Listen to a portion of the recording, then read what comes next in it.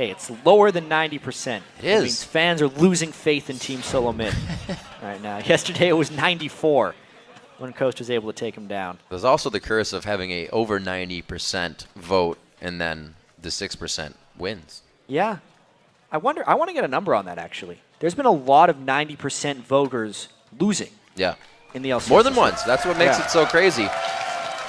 I don't know if we're going to have it this game. It's all up to Curse. Now that they're on the Rift, picks and bans seem to have gone the way that both teams want it, so neither looks to have the upper hand just yet. But level 1s show us a lot of different things, and with TSM and Curse wanting to be so aggressive in their gameplay, it could show us anything. Yeah. You've come to kill me. Yes, he has come to kill you. I hope you brought friends. He did not.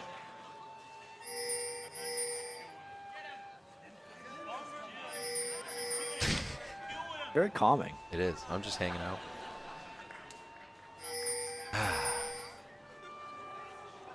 Want some tea?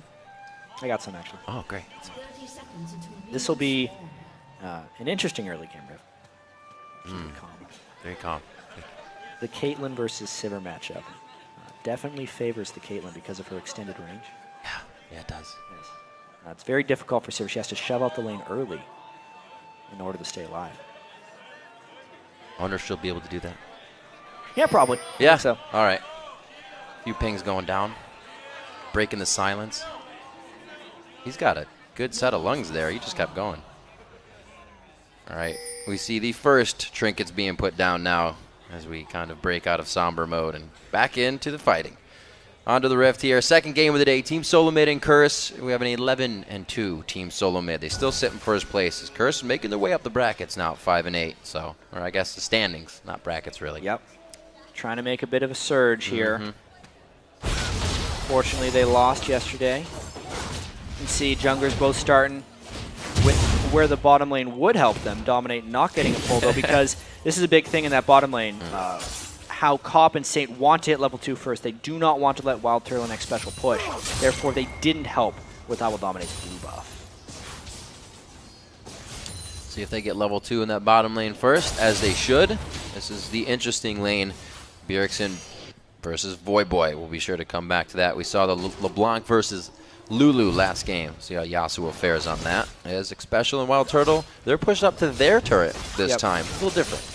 Yeah, definitely level 2 first for Curse. As soon as that next melee creep dies, we'll hit that level 2, and we'll keep Turtle and X Special sat into their turret. This is perfect. Now you get to see the method and the madness of the support last hitting, and then Wild Turtle trying to get the auto attacks in. We'll see how this affects. Already 11-6 in that CS, so they're getting it down a little bit. Multiply that by the next 5 waves, and you got a pretty good lead. It can be kind of tricky to last hit a turret with Sivir sometimes, because you want to ricochet things down. Right. And sometimes Ricochet will do a little bit too much damage to a creep. It means the turtle killed on the next shot. Maybe just blow it away as quickly as possible. We'll see how big of a lead Cop and St. Fishes can accumulate on Wild Turtle and X Special here, because the team fight pick of Sivir is much stronger, kind of sacrificing the laning phase at the very early game. Right. Cop has always been a very strong farmer, so this will just play to that suit even more for him. Make sure he has good gold, and we'll probably see an early Bloodthirster for his Caitlyn. See what the other lanes have for each other. The Zac versus Mundo lane. Something that, like you said, a lot of wet noodle fighting going on up here. It's going to be a slapfest up here. Yeah. Definitely a good pick by Quas as far as knowing he'll be able to lane. The sustain that Zac will bring will greatly outmatch the damage that Mundo will be able to do to him.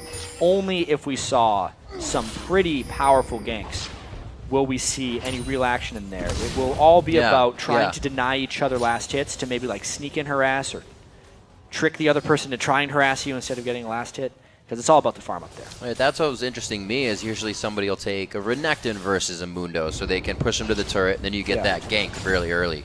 But we'll have to see how this Zac works. I'm quite interested to see where they go with it. Zac's late game is very potent just because he heals himself for a percentage of his max health every time he picks up on those bloblets. So like late game, he is healing for really large amounts of damage in team fights. And yeah, once again, Mundo is normally the guy who wants to sustain the lane, but that's actually Zac's goal early on in the lane as well, meaning they're completely fine just farming up here. Dyrus trying to be all BM and step on the blobs before Quaz can get to him. I Hey, like that works now. Yep. There was once a time where the blobs had a really long amount of time before you could step on them and kill them, and it was basically worthless to try and stop Zach's blobs. Not the case on this patch. You shut down that HP. He is level 5 to 4. Dyrus isn't too far off of that level, though. He's just getting pushed into his lane. Not in any trouble. Dominate looking to get some wards down so they can get vision on where Odd One is and at least play a little bit of dangerous game here. You know, Odd One, or rather Dominate, likes to be in the face of his opponents. Yeah, no early counter jungling yet for Dominate. This would be the moment where they'd kind of want to go. But because the mid lane doesn't have presence necessarily, Voyboy has not been able to push Bjergsen in. Counter jungling is too dangerous of a move by Owl Dominate. So he's just got to continue to jungle on Lee Sin. Curse is focused, a very close hook from St. Vicious there. 2 pink wards. One next to that red buff and one just below Voyboy in that mid lane. Maybe considering the gank they got from saw the Odd One do with Pantheon and Gyrus on Trundle the other day. Yeah, those pink wards I think would have a lot more use if they were against an aggressive early game jungler. I don't think that Odd One is pretty much ever going to go there. So while those pink wards are going to last a while, they're not actually going to grant them much vision. Right. Because there's not going to be any TSM people there for a very long time. Maybe it's one of those situations where you put the pink ward down while you can, because it's not going to go anywhere. Right. But it's still a bit of early gold sacrifice for them. Top staying up in farm by 10. Looks pretty even throughout the rest of the lanes, actually. There's no real definitive winner just yet, which has actually given the Odd One and Dominate both a hard time trying to get their ganks out. Wukong's not really one to come out as fast as Lee Sin either. No. Wukong lost at level 6. When he gets there, Yeah. it's usually pretty devastating. So Dominate trying to get a gank in before then, here in the bottom lane. Well, Saint has been able to grab that brush authority for most of the time. Dominate's going to go back for now. Missed that one. Hook was down. Yep. 8 more seconds. Dominate doesn't want to stick around. Meaning Odd One's getting real close to level 6 as well. We He's just got one camp away. some level 6s in mid here. Wasn't last breath used just yet, but Voyboy did go in quite hard on Bjergsen. You can see him chugging down the last of his consumables. Looks like both will be back in here pretty soon. See, this is why Yasuo is a pretty good pick against Lulu. He can block a lot of the harass that Lulu would put out against a lot of the other laners and at least keep his farm up. He's not able to really shove out Lulu very effectively, but he can still keep his farm up, which is Yasuo's one of his main goals in lane. Ooh, got a lot of focus going on You here got seen by towards that the pink Wraith ward. camp. Quick Q in from the Odd One. You should check the brush that the pink ward's always in. Everyone pink wards that brush. You walk by it twice. Didn't get it that time. You are absolutely correct. So they walk by it. Pings in the bottom lane say Annie's still there, but it looks like this is going to be enough time for Cop and Saint now to back. A BF sword in the hands of Cop as he is a whole 17 CS ahead, and that only leads to consumables and boots over just the BF sword of Turtle, which is easy for a Sivir. She boomerangs all day. Although boots on a Caitlyn are one of her most important resources because it's all about keeping the distance on your enemy, staying far enough away that Wild Turtle can never close. Did he really walk by that pink ward again? Whoever said it, they were absolutely right. People do not like to walk in that brush. They're trained from League of Legends to not check the brush, but now we got a teleport coming in and push him off the dragon. This Dyrus coming It's down. this weird psychology coming on. He knew he scared him off, so he canceled his teleport because he wants to stay in lane. But it's this weird psychology of warding where you're trained from a very early age, thanks to all Garen players, that you should always avoid brushes because something's going to be inside there. And now that there's pink wards, you actually want to check them most of the time. It's frustrating. Yeah. I feel like you just want to Come reach on. out and poke it. He's going to get it this time. Got it. He was Yeah. going right for it. Yeah, he's like, you know what? They knew we were there. We must be warding there. Thank The you. ward finally goes down. It definitely paid for itself. That's for sure. The pink wards are still sitting on Curse's side, but we can see they're sitting there because TSM hasn't really wandered over to that section of the map yet. They're only there to be taken down later. Bjergsen returns the lane, just goes for the ability tome right quick for himself, and another ring to stay alive against Voyboy's aggression. You know, just looking at these team compositions, Curse would have to flank very well in team fights in order to come out on top.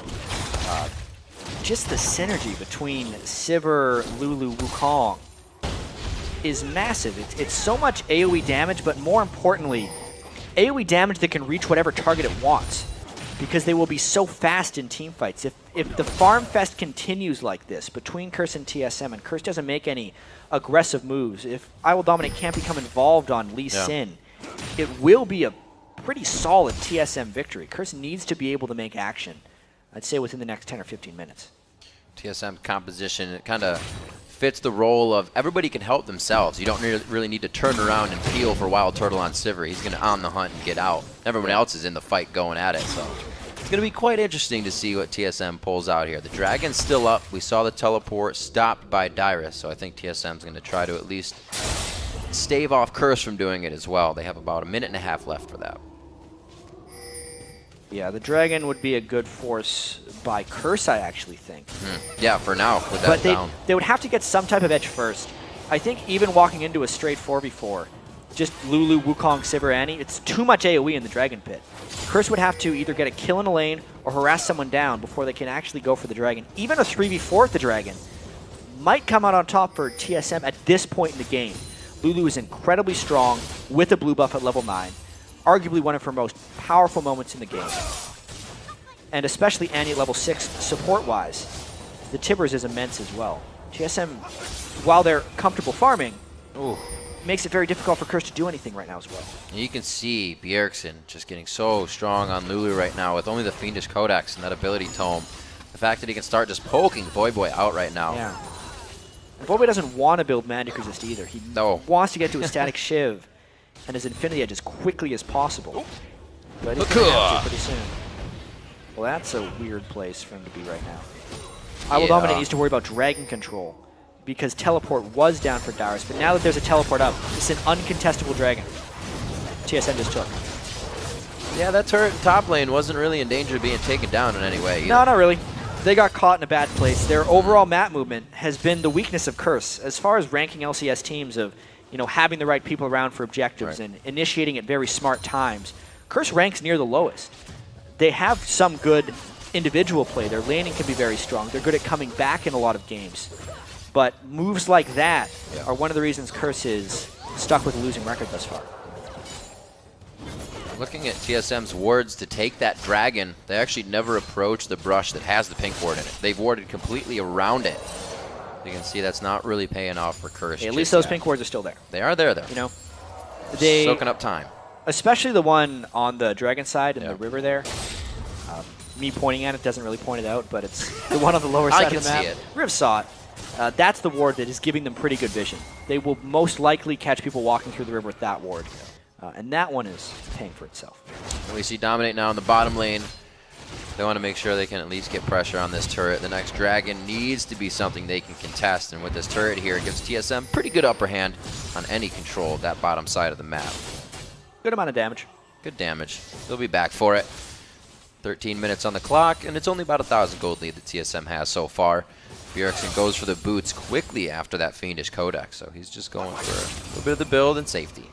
But it's 1,000 gold lead in the direction that it shouldn't be. TSM has a stronger team fight, so therefore if Curse wanted to be in position to win the game, they would need to be up about 1,000 gold right now. So they need a 2,000 gold swing somehow if they want to come back in this game. That can be turret pushing. They should put more emphasis on maybe pushing the bottom lane. They need to control around the next Dragon, but at that point they have to get Dyrus' teleport down somehow. There's a lot of things that they need to force out of TSM first before Curse could have an advantageous team fight, and they're just not doing anything. They're very comfortable sitting in lane farming right now because they think they have the edge in the team fights, and maybe they could. They just have to outplay so much. Yasuo would have to get in on a priority target. Quas has to get huge. Yeah. I just don't see it from Curse right now, team fight-wise. And that's actually a lane I was just thinking about, Quas. We talked to him and Dyrus just a little bit ago, and he himself said, I'm definitely focused on playing more of what's in the meta right now, what everybody else is playing. And then he pulls out a Zac, maybe for confidence against Dyrus, who plays consistent, so he can have a consistent lane. It seems like an odd pick after that interview. Yeah, he's traveling back in time. Zac was huge in the 2013 season before he got hit with a couple little nerfs, but they were enough to take him down. Yeah. The pick does make sense in this situation for Quas. It's a good matchup against Mundo, but it's just Voyboy in mid lane is definitely getting pushed around by Lulu. No surprise, Lulu pushes around almost everyone. Yeah. They need to find windows outside of the lane in order to make Lulu struggle. Much like we saw just now in that EG Cloud9 game. Pobelter's Lulu was forced in a lot of difficult situations. They were a very ultimate reliant team. There's a fight bottom. Oh, there's the teleport coming in as well, and it looks like they do get the hit onto Cop. He throws down the trap. Xpecial flashes on the trap to make sure he eats it. They grab the kill. First blood. Yeah, and Second, there's Bjergsen. Second blood will quite. not be drawn. But anyway, it's a very ultimate reliant team the TSM has. When they use the Lulu ultimate or the Sivir ultimate, they're down and they're not very strong. So therefore, Curse should be forcing in between those. First, they have to force them to use them. Then they have to take their advantage. The fact they're not even getting the first down, he got caught shopping. Hookua. Yeah. That was very nicely Flash played. into the queue.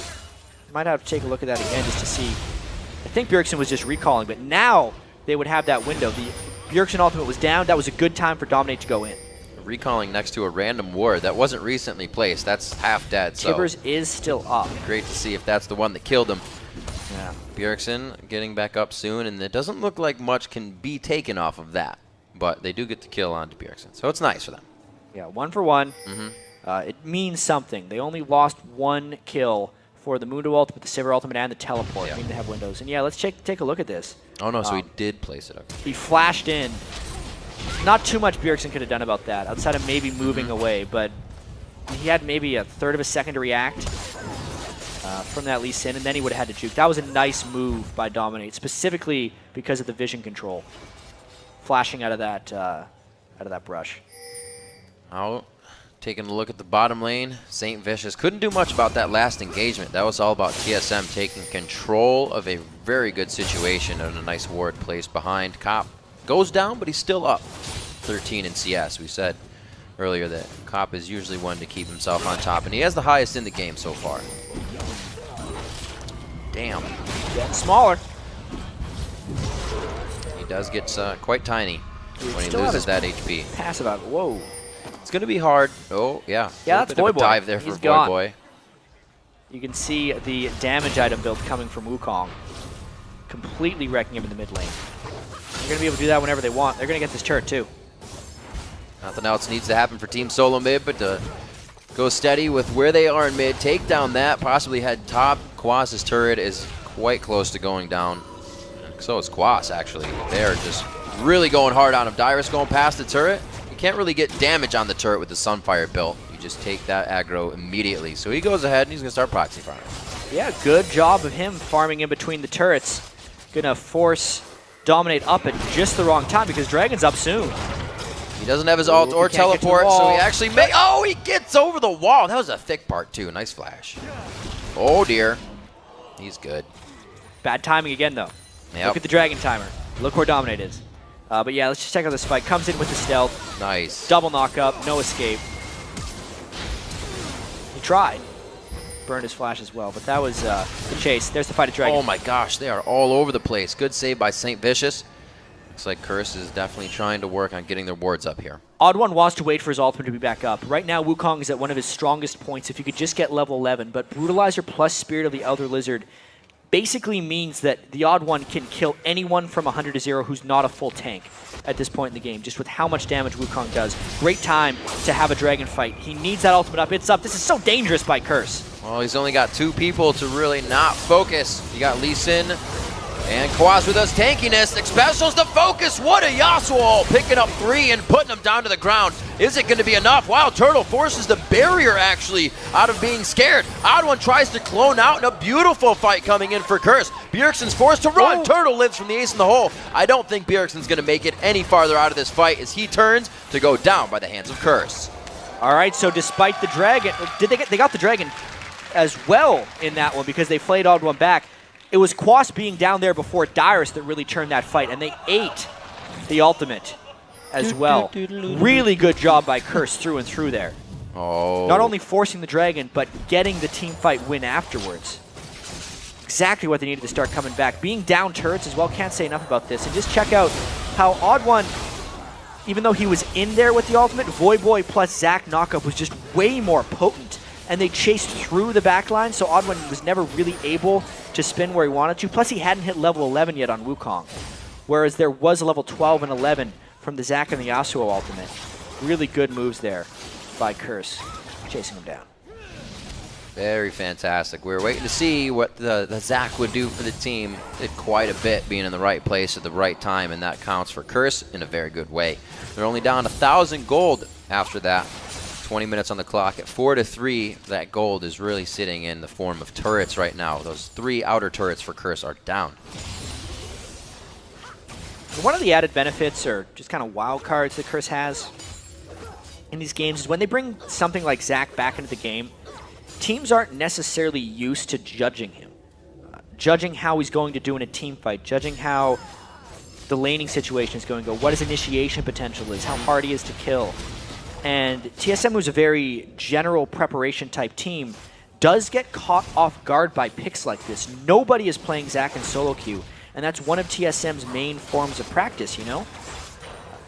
It adds value to picking things like Zach against TSM, just based on the way TSM prepares. We know Quaz to be the one to do that. Yep. He's going to try to innovate and roll with his own as he goes from game to game. That's how he likes to play, and it seems to be working out for him so far. 1-0-2. Really still faring well against Dyrus, who's been in the top lane farming and just using the teleport to wreak havoc when he can.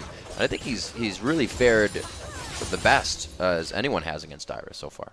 Yeah, he has been more involved, as well as sticking with him in the lane. With his turret being down, that hurts a little bit. Right. But overall, that team fight turn, I think, is more important than what Dyrus has added, as long as they can get back to that turret without giving up anything major. It's very difficult for Curse right now to get anything back in the map, because they're in that really bad situation of being down 3 turrets. It means their jungle is incredibly hard to protect. You can see now TSM oh no, the pink ward. Finally getting that pink ward down. But that was the first time they even went into that spot, so the pink ward really didn't give them much vision control. Ooh. Pie to the face of St. Vicious. He backs off. They're going to get some wards down for themselves. TSM looks to take a little bit more of the map as they get rightfully greedy here. Like special. A little, oh, I'm wandering in the forest. Look, I'm out of place. He's trying to bait somebody out, but nobody's there to see him.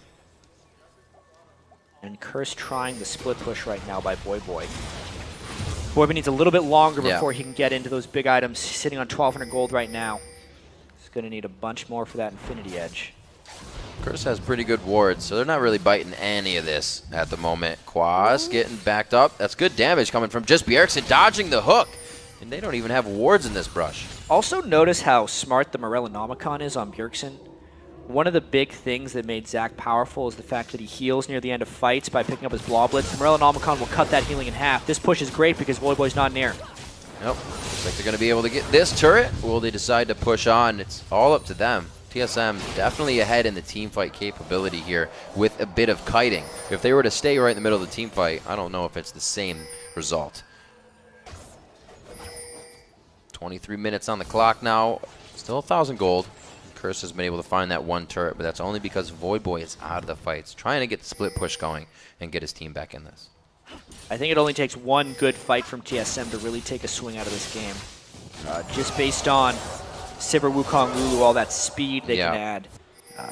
If they do start turning the tides on the fight, it's going to be just a slaughter in that sense.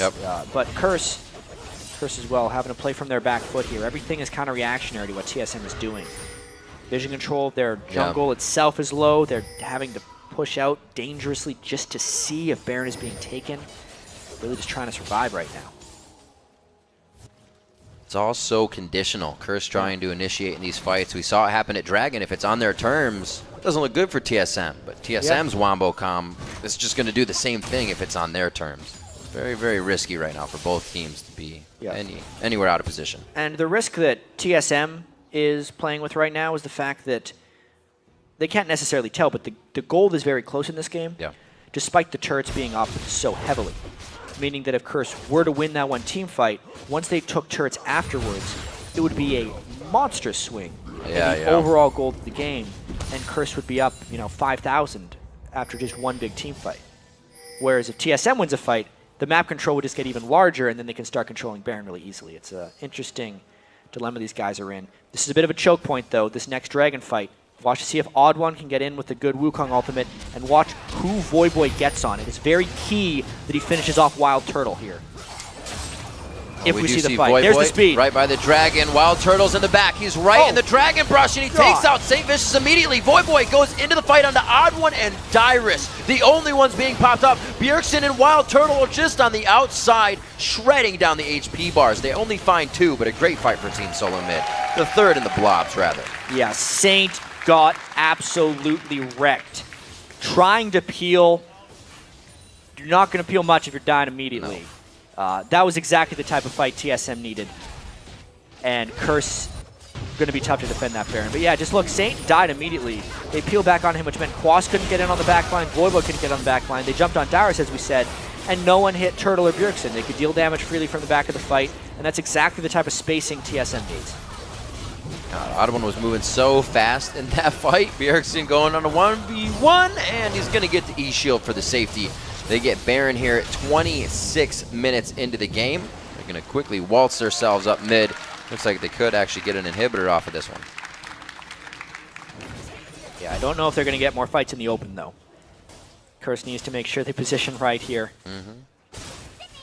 What a tough Dragon fight loss that is for Curse. They waited the whole game for that, too. That was their moment to try and come back with all the farm onto Cop. And TSM just ended up getting it after the Baron. Big advantage opened up for them. Like you said, if it's going to be one quick thing for TSM, they're going to take hold immediately. Now 42,000 to 37.5. They take didn't get any turrets out of that. They got it previously in the mid lane. So with that Baron, they're going to easily now be able to take down turrets and possibly Curse taking down Bjergsen. The speed up goes on. Oh, the shield! He easily would have gone down from that headshot. Woo!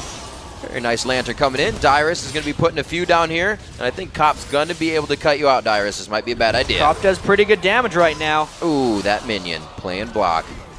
That's not going to get him either. But still, you can see the threat that Cop can present. Even against a team with Baron. He was trying to get that Baron buff off a few people, but now Curse has to get away. The initiation potential of TSM is too high right now. That's that Cop farm coming into play. 40 higher than anybody else in the game. And he is definitely putting out the damage. He made Dyrus turn around in that situation. He thought it was going to be a 2v1. A little change of mind. He almost took out Bjergsen just before, so they're going to be giving him a little bit more credit. Probably a little bit more dive in the fights. Yeah, Cop, with how quickly St. Vicious was dying in that last fight, doesn't matter necessarily if he can over time do a lot of damage. He'll need to farm up a lot more, 400 or so CS before he can really start dishing out the damage. Mundo is one of the hardest people to shred through, if not the hardest tank to shred through in the game. The flank. This is what you said they needed. Yeah. TSM has Baron right now, though. This would be a very dangerous flank by Will Dominate, unless he got the perfect target kicked into the fight. First playing very aggressively outside this turret. They're in danger of losing the game if they lost a team fight here, though. Yep, they got mid lane pushing very hard as well, so that's something that TSM can just fold on over to if this goes well for them. 28 minutes in, they're putting pressure here. Second tier turret. This would be the second one to go down if they get the fight, and they're just using shield after shield to get quick pokes as they wait for minions. Yeah, this could very well be on the next turret. Dyrus just taking the Lulu shield and the Baron buff for each hand to not even wait for the minion wave. But now the minion wave is perfectly synced up with the next turret. They're trying to parlay that first turret kill with the second turret kill because they know Cop had to go back to base. Let's see what TSM has. Patiently waiting. I think they're waiting for Curse to really make a mistake here. That's one thing down. On the hunt goes, and that's Curse trying to get into the fight. There goes Void Boy. They got everyone almost knocked up. I think Bjergsen was the only one missed, but 2 kills coming in for TSM. It wasn't enough for Curse, and the focus of Team Solo Mid is just on point right now. It was on Cop, and now on St. Vicious for a quick ace and a quick 5 kills. And we said Curse was in danger of losing the game right here. They got the fight on the inhibitor, and this is game rigged. Going to be easy game. Dyrus taking up the turrets. 29 minutes in, 10,000 gold on the dot for Team Solo Mid coming in as Curse was trying to also get a little bit of that TSM win streak snap, but weren't able to do it. No, 29 minutes. TSM takes it on top. You get the TSM chance.